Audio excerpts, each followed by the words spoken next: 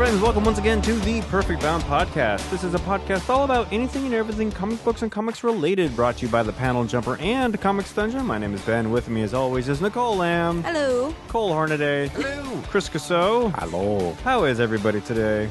Just Yeah, it seems like it. All right, so we're going to start the show off with a recurring segment called Shameless Self-Promotion. This is where we go through and we talk about things that we're doing that aren't this podcast. And which is basically the podcast, the point of the podcast is to promote other things as well as ourselves. So let's talk about first, Free Comic Book Day. What is and when is Free Comic Book Day?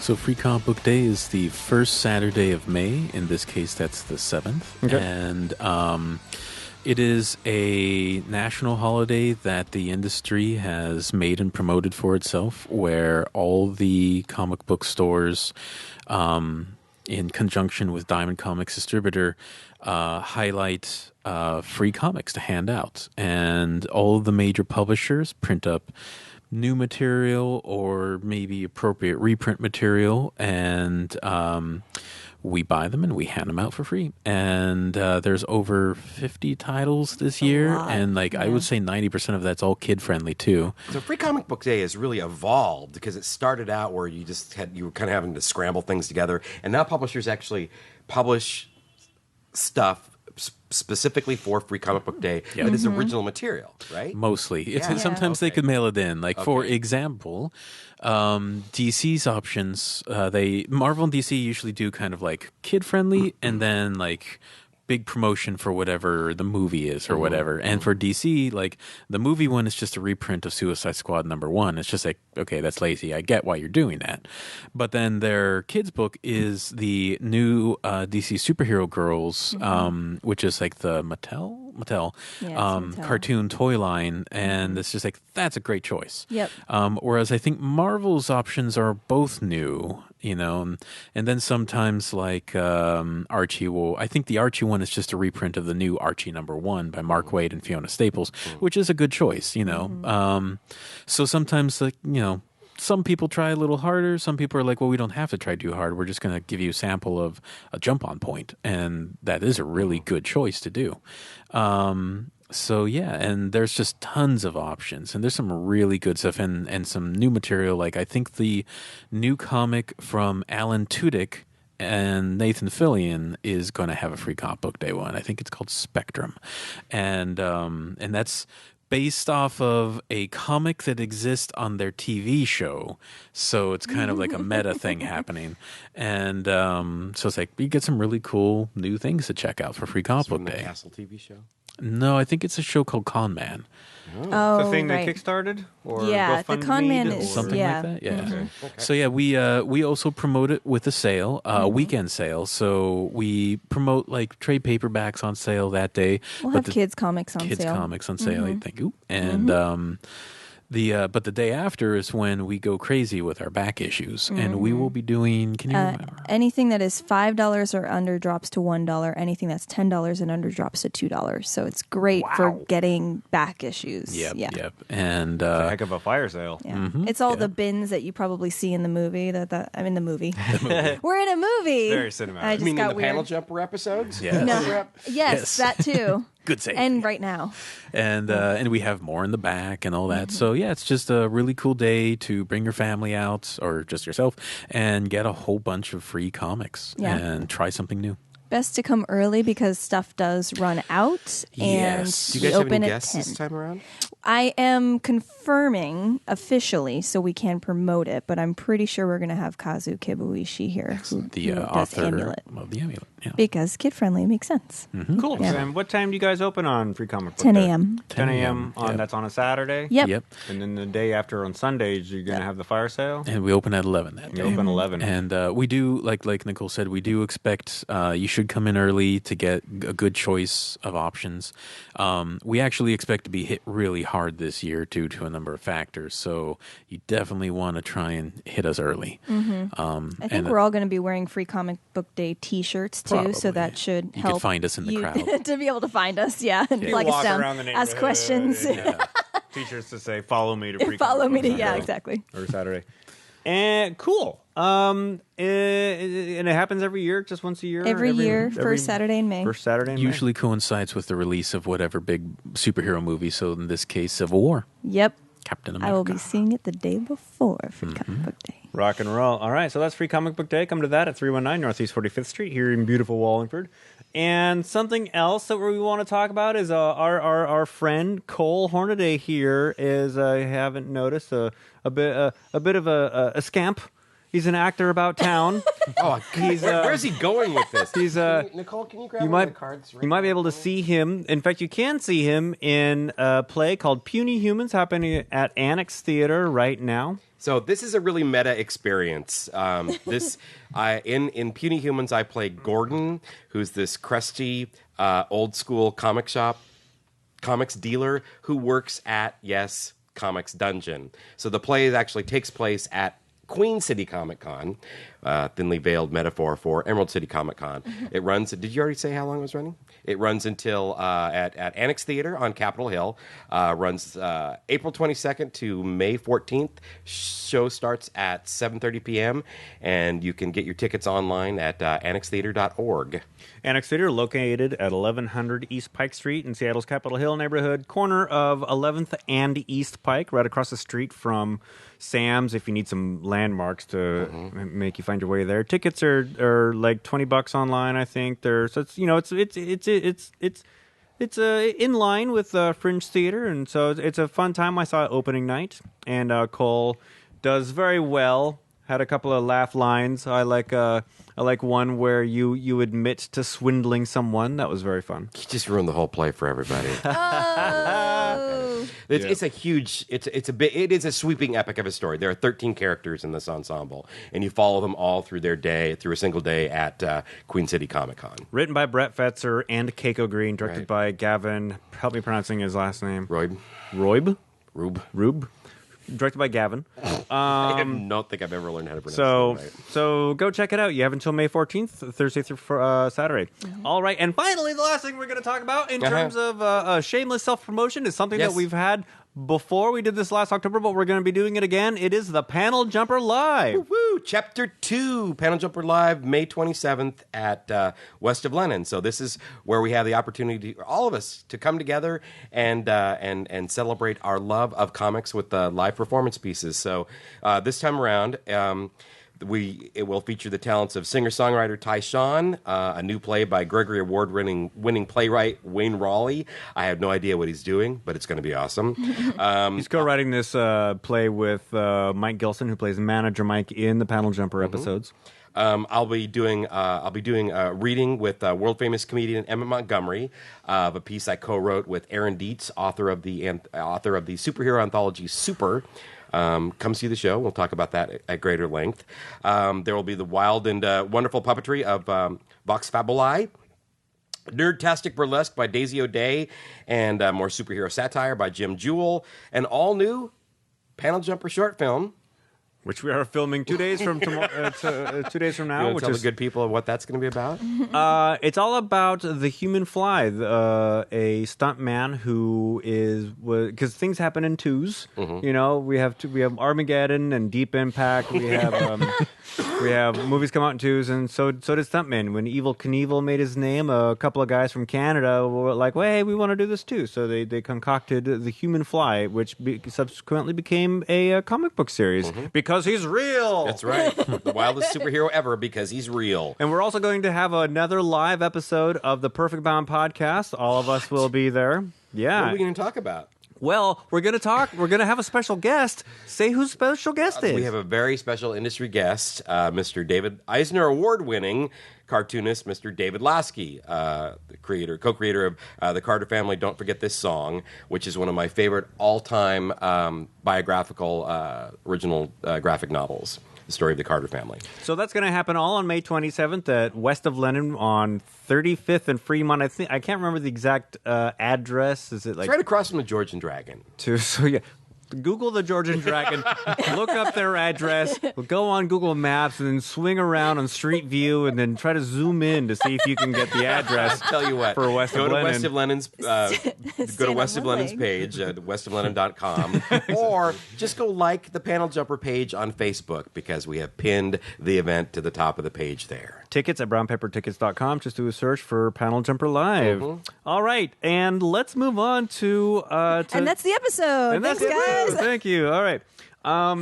Let's actually move on. Let's talk about peak comic book movies. Now, this is a subject that we've talked about before. We've mentioned it. We haven't really gone into too much detail about it, just wondering if it has happened or if it will happen. But it's this concept that we're being saturated, oversaturated. And it seems like every Friday there's a new comic book movie coming out. And I'm wondering if this is something that is going to last. Like in the 40s and 50s, there was or in the 40s and 50s, there's like a lot of bad sci-fi movies. And in like the 70s, like late 60s, early 70s, there's a lot of cowboy movies, a lot of westerns. You know, the whole John Wayne era. And so now we are in the superhero comic book movie, and Doctor Strange is going to come out. BVS, DOJ is out. Suicide Squad's coming out. Civil War. Justice X-Men League is going to be out in Age of Apocalypse. in I 2017. think it's just Apocalypse. And then we have Daredevil, and we have Jessica Jones, and Yep. Yeah. we have Arrow and Flash. It is a great time to be a geek, but It's a great time to be a geek, but can it survive? Can it last? And what's going to bring it down, if anything? Well, I think one of the things that concerns me is that these are all mega blockbusters produced by our favorite corporate godheads, you know, Time Warner and Disney. And they've all, I can't speak for DC's plan or Fox's plan, but, you know, Marvel and Disney, they have mapped out these films going, 5, 6, dare I 20 say, years. 10 years into the future? I mean, that's an awful lot of speculation over the success of this genre that 20 years ago people laughed at as far as marketability was concerned. Yeah. But, you know, the same is also true for the Star Wars canon. You know, what are we looking at? The Star Wars movie every year Every year. Once a year. Yeah, until with further episodes notice? every 2 years, I think, or Okay. something. Yeah. You know, and we're going to have Marvel movies and maybe DC movies and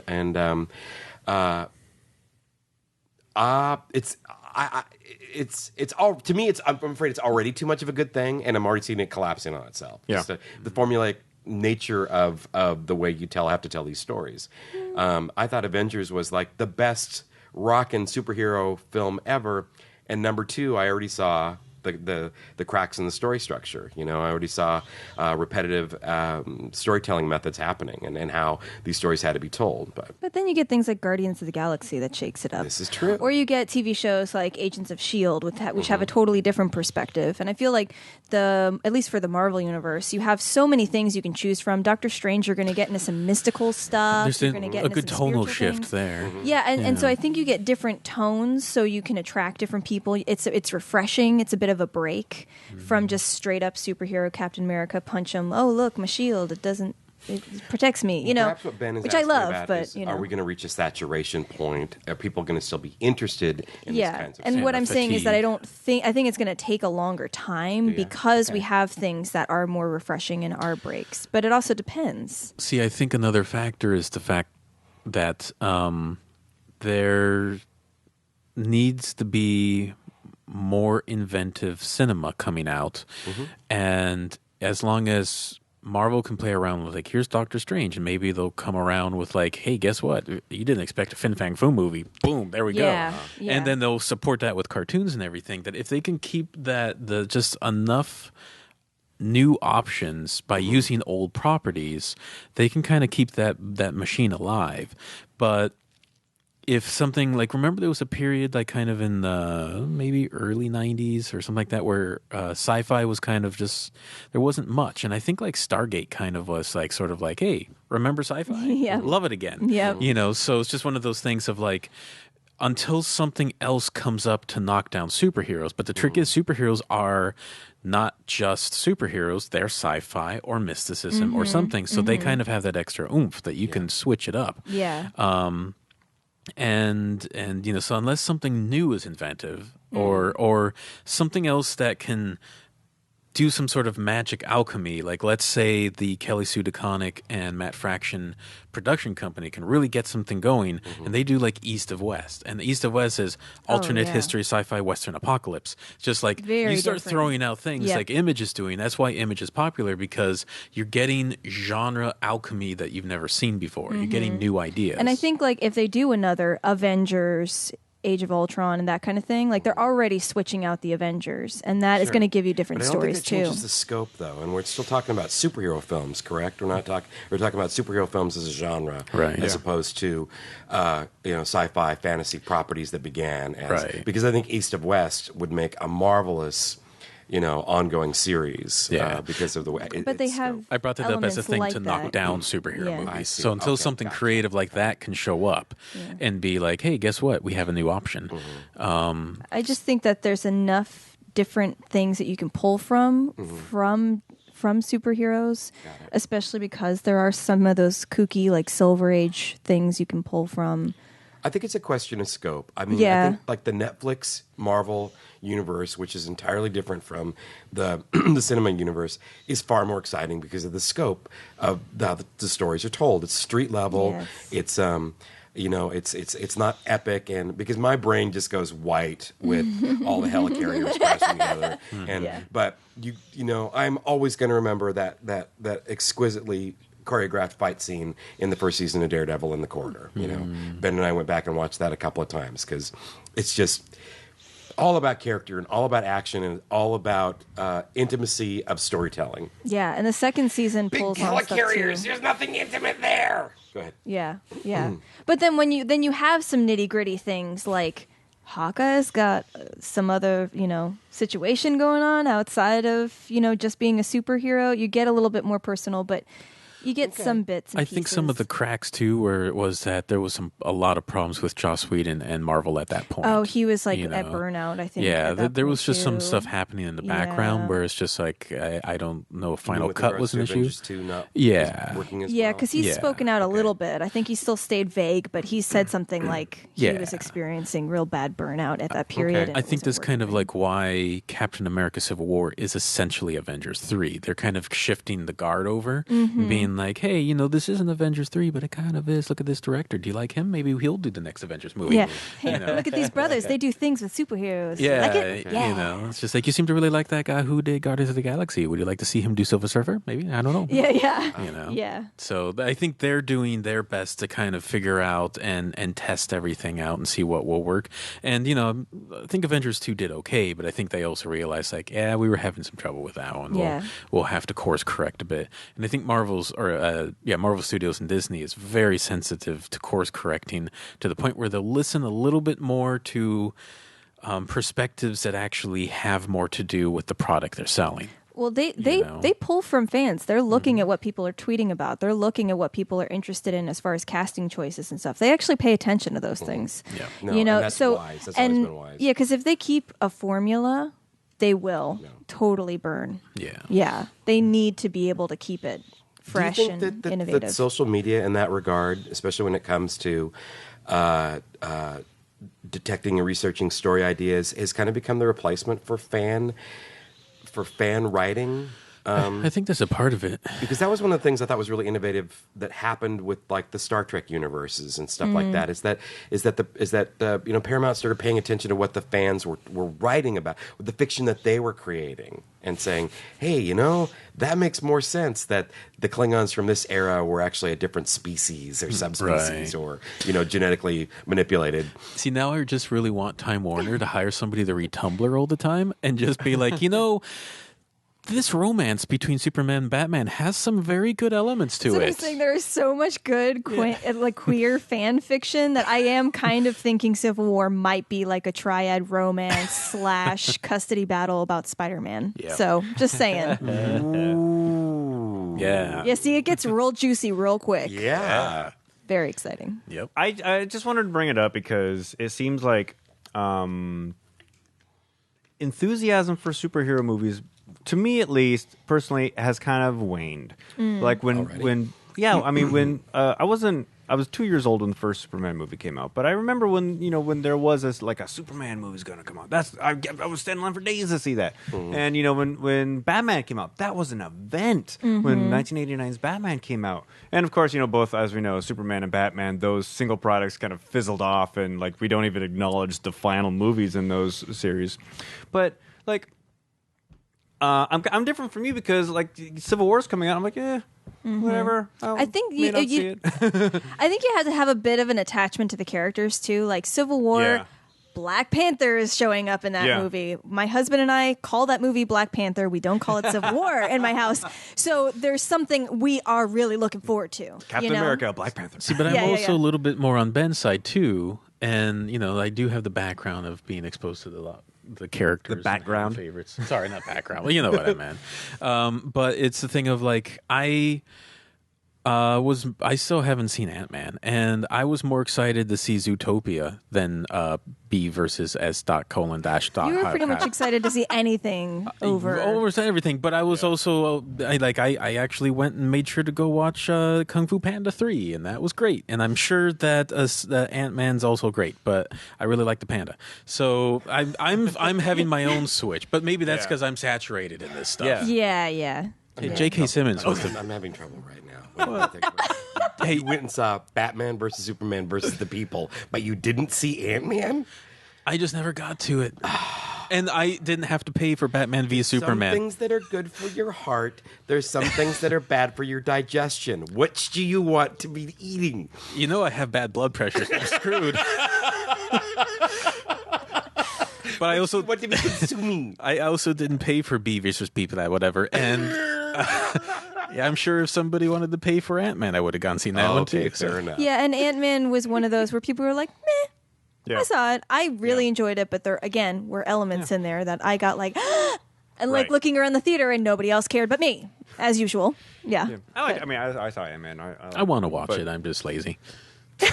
I totally understand We'll that. buy it and then we'll loan it to you There and you you go. can see Like, it. Thank you. Yeah, you're welcome. Aside from Star Wars, the only movies I've seen in the theaters are ones that I watch because I want to talk about them on this show. I Like, pretty much only watch superhero Yeah. films in the Fantastic theaters. Four and Batman vs Superman are the only movies. I've seen 4 movies in like the last 8 months in the theater, and 2 of them were Star Wars. Yeah. So The things you do for this podcast. the thing, once again. the sacrifices I make. All right, so it may take a while for for peak superhero to have an effect. We don't know I what's think it going to depends. supplant it. Yeah. I mean, I think like little Nicole kids. has some really valid points where that's concerned. I'm a little bit more of a curmudgeon where that's concerned. Well, Yeah. if Marvel keeps rolling out stuff and if DC gets wise and does stuff that's more all age friendly, Yeah. I think you got it. Because kids are lit up about superhero films, and they'll be Yeah. kids for a little while. So you got a little bit, and then there'll be new kids because people can't stop having kids ever, seemingly. So It's a prerogative. if you keep feeding that well, Yeah. that's not a really good metaphor. You don't feed a well. What are we doing here? But I'm saying like that's money in the bank. What do you and do I to think a well? How do you replenish a well? You throw zombies spring in a well? it. Oh. Yeah, there you go. if you You poisoned the well. You poisoned the if well. you poison the well, wait, no, that doesn't work either. Then there's no more kids. This is getting dark, guys. Let's move on, shall we? I like our fan fiction. I'm a fan of our fan fiction. I always say our fan fiction is great, but I always say that. That's why our all age section is so big and bursting. Like we want to have a lot of stuff there. It's over there. It's over there somewhere. Because I believe the children are our future, and apparently other people do too. So, Not the people who make Deadpool, because well, we're Don't take big your kids kids, to and see we need that. our movies too. That's all. Exactly. All right, so hopefully they start making kid-friendly superhero movies along with adult-friendly superhero movies, because that's going to Little be that's Deadpool. going to be a new trend. God, please don't do that movie. All right, so Hasn't that already happened? let's switch gears a little bit and let's talk so bad they're good.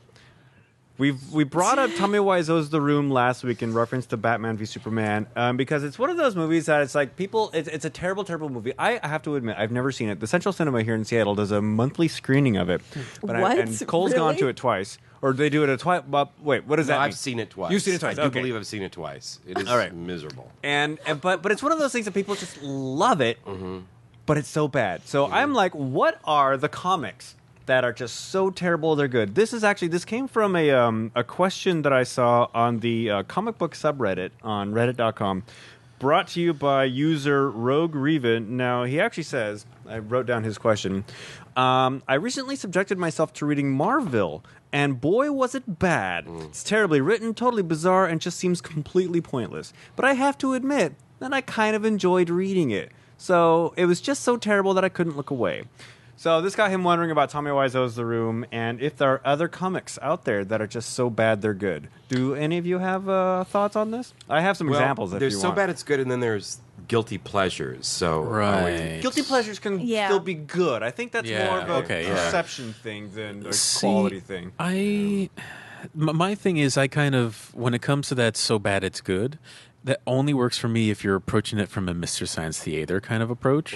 When everybody, because otherwise then I'm stuck watching a bad movie. And, Right. but unless we could make fun of it. So, like I did that when I went and watched Battlefield Earth. That was a great experience. Right. The movie was so bad, I still wouldn't say it's so bad it's good. Right. But for comics, I mean, it could, any Youngblood comic by Rob Liefeld could be under that. But we could enjoy good it then? because we Okay. make fun of it. Well, the whole Heroes Reborn era that we talked about. where Captain America has this weird giant Right. protruding triangle chest. I mean, that was. Yeah. I mean, all these incredibly gifted artists and storytellers just doing everything wrong. Right. You know. But I guess the first one I thought about when you sent us the show sheet was Batman Odyssey, which we have talked about on Oh a God, I previous- love it. Okay. Okay, so I guess we found the one. And we already did talk I have about not this. finished reading it, but I really want to. You don't have to. So just some for background. So this is by Neil Adams, written and drawn and directed, produced and catered by Neil Adams. And it was like his out of continuity Batman story being like, I'm going to tell my Batman story. And But I'm also going to explain all the unanswered secrets of Batman. that no one cared about. That no one actually. I figured there were questions that people asked him at conventions. Right. You know? Sure. Like- So it's like, I got to tell my own story now, keep going.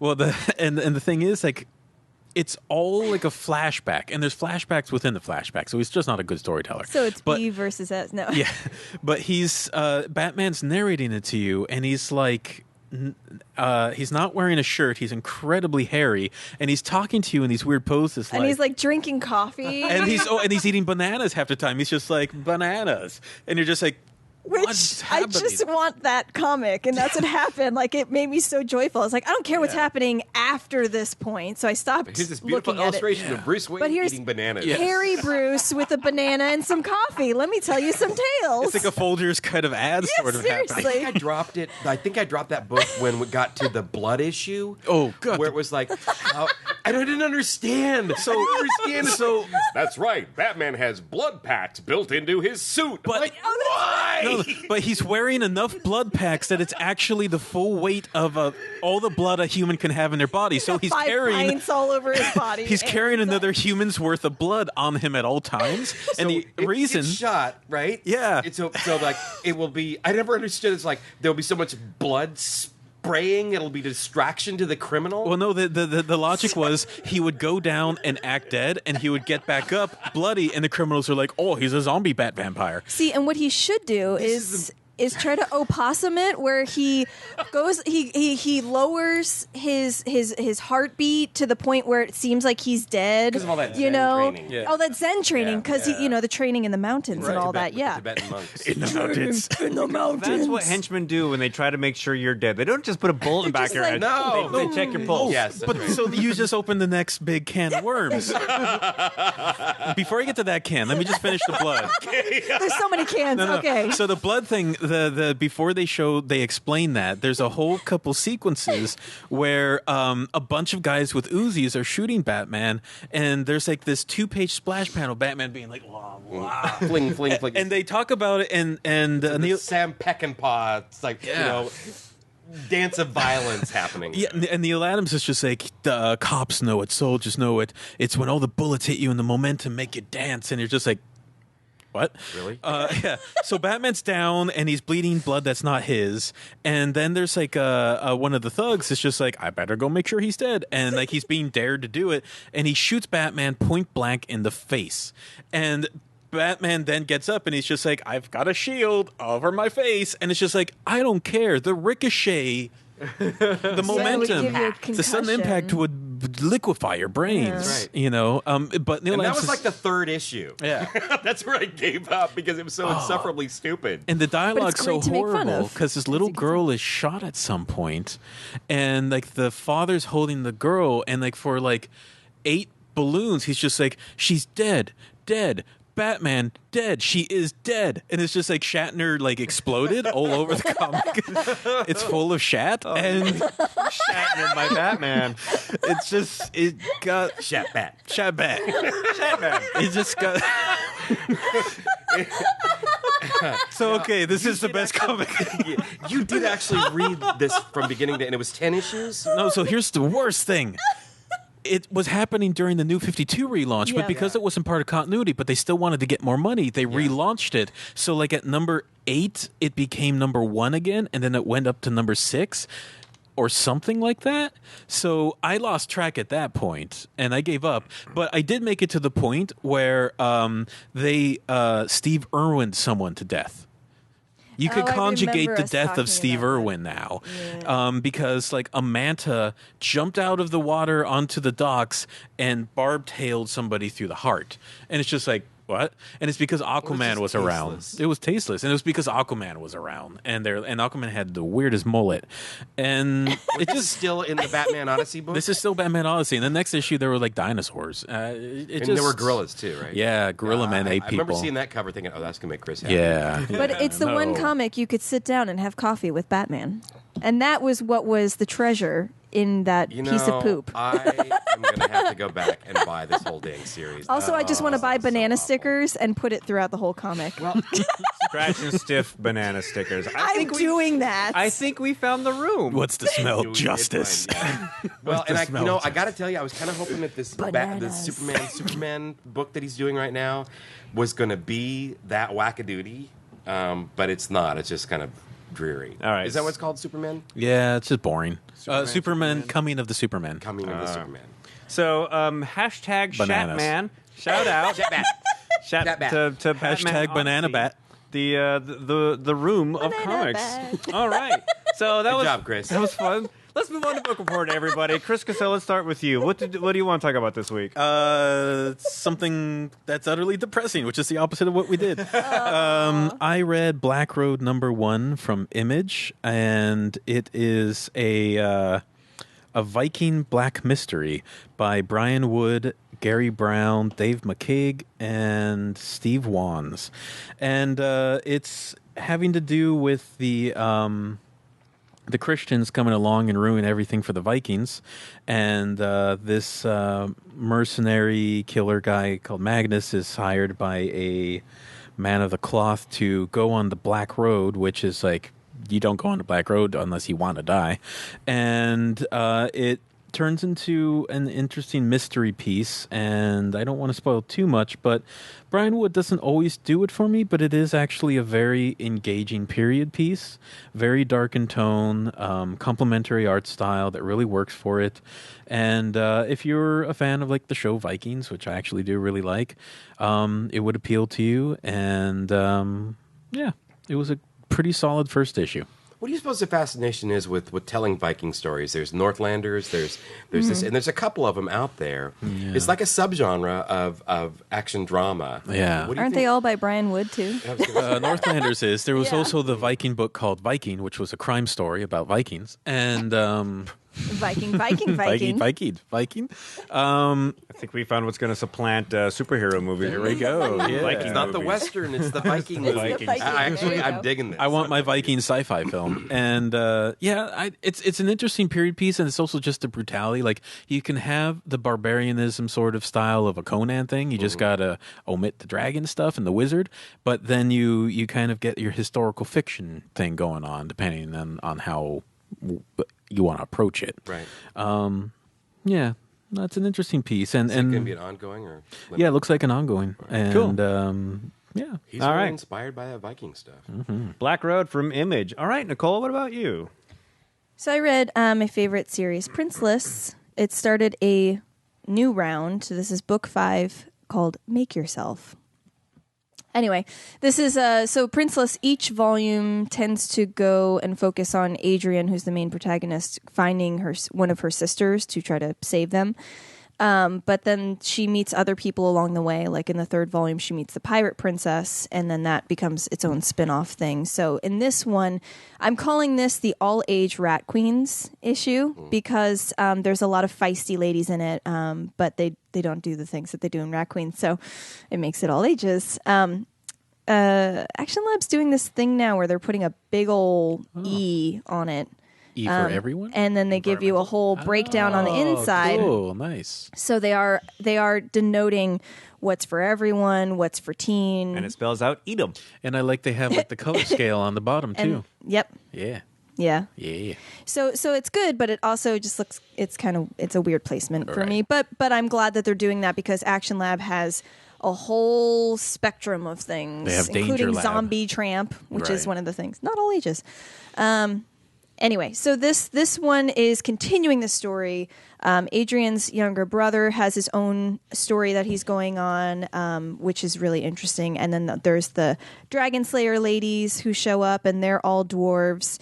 The woman that Adrian is going along on her journey with is a dwarf. So they all meet up and they're trying to take down the dragon friend and then realize like, oh wait, you're my friend. Okay, we shouldn't do that. So it's just kicking off these new characters, and it was really fun. I really enjoy it, and I'm looking forward to seeing what's going to happen in this series. I always love the Princeless series, so if you were to start the Princeless series, this might be a little confusing because you don't have the background context of what's happening with some of the characters. But you could always backtrack and go and see what the beginning is at. So yeah, Cool. Princeless. All right. Thanks, Nicole. Excellent. Cole Hornaday, what about you, sir? Well, I'm going to do a Chris Casso bait and switch here. I'm going to dig up a book from a long time ago that actually Chris was kind enough to give me a copy of this.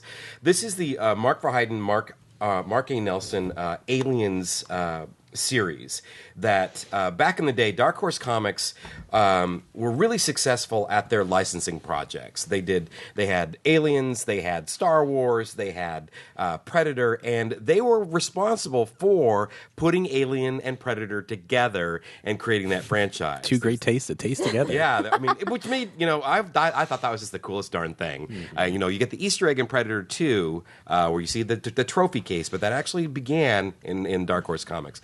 That's great. I didn't know that. Yeah, this is I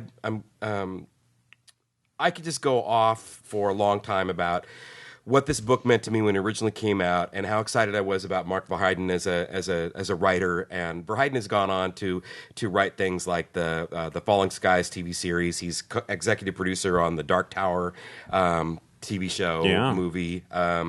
He wrote comics in the 80s like the American and the Aliens books that I thought were just really innovative. So this book is set 10 years after James Cameron's Aliens. Newt is a teenager and she's in an insane asylum, and Hicks is a drunken misfit outcast. Ripley is nowhere to be seen, and who knows what became of Bishop. But it was an 8-issue miniseries that really created a promise that was not delivered in Alien 3, the film, nor Alien 4, Resurrection. But I like that you subtitled Alien 3, the film. I want that to be like Alien 4, Resurrection, Alien 3, the film. Aliens. Oh, okay, anyway. but when Blomkamp started tweeting his I'll poop on all of it. Alien 5. Why? Alien 6, where did everybody go? Okay, let's throw an Electric Boogaloo. Come on. All right, come on. Alien 7. So in this story, Hicks and... But this was back in the day when I was really in love with the Aliens franchise, and I thought that was the coolest thing. And and I wanted to see more what was going to happen, and I love those characters from the Cameron film. And in this story, Newt and Hicks and some Marines go to the alien homeworld, and I want to tell you more about. Okay. It sounds frightening, though. It was, it probably could have been a 6-issue limited series, but it was 8.